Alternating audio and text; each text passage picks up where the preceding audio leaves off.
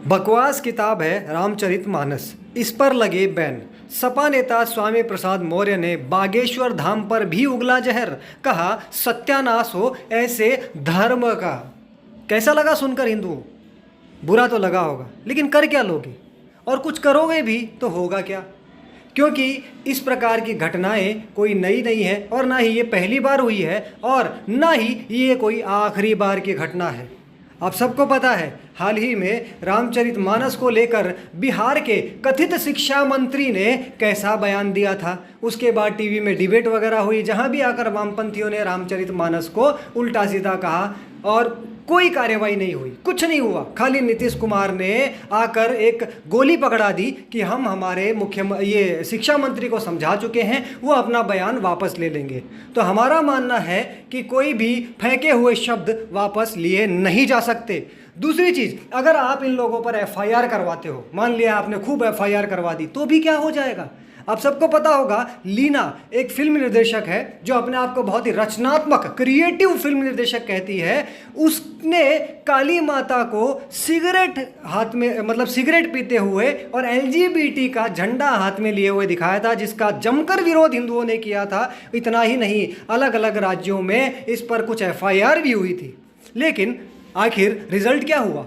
Leena supreme court पहुंच गई, क्योंकि इन अपराधियों को सुप्रीम कोर्ट से बहुत आशा है और वो सफल भी होते हैं। सुप्रीम कोर्ट पहुंच गई, कहा कि मेरे खिलाफ हुई सारी एफआईआर रद्द कर दो। मैं एक क्रिएटिव फिल्म प्रोड्यूसर हूं और मुझे अभिव्यक्ति की आज़ादी है, इसलिए ये, और मेरा मंतव्य गलत नहीं था। गलत मंतव्य था या नहीं, ये कोर्ट को पता चल गया, और कोर्ट ने वो सारी जो उसको राहत दे दी और उसकी गिरफ्तारी पर रोक लगा दी। तो भाई करोगे क्या हिंदुओं? आप विरोध कर लो, चीख लो, चिल्ला लो, आप सड़कों पर उतर जाओ, आप एफआईआर कर दो, अंततः होना कुछ नहीं है। इन लोगों पर कोई कार्यवाही नहीं होनी। अभी कर्नाटक में भी एक व्यक्ति ने यह कहा है कि भगवान श्री राम सीता माता के साथ बैठकर दोपहर में शराब पीते थे।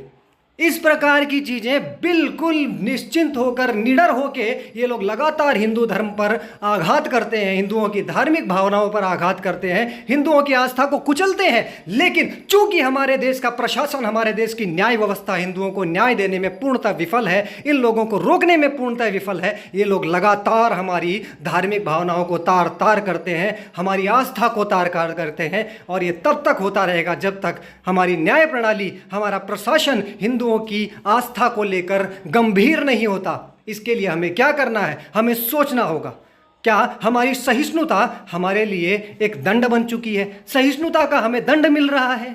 हिंदुओं को ऊपर लगातार भारत में अटैक हो रहे हैं, लव जिहाद, न जाने क्या क्या हो रहा है, लेकिन उन्हें इंसाफ नहीं मिलता। आखिर इंसाफ कैसे मिलेगा? कौन दिलाएगा इंसाफ? हमें क्या करना चाहिए? इस पर विचार सभी हिंदुओं को ही नहीं, सभी हिंदू संगठनों को भी करना होगा। अलग अलग नहीं चल के संगठित होकर विचार करना होगा और न्याय को लेना पड़ेगा जबरदस्त।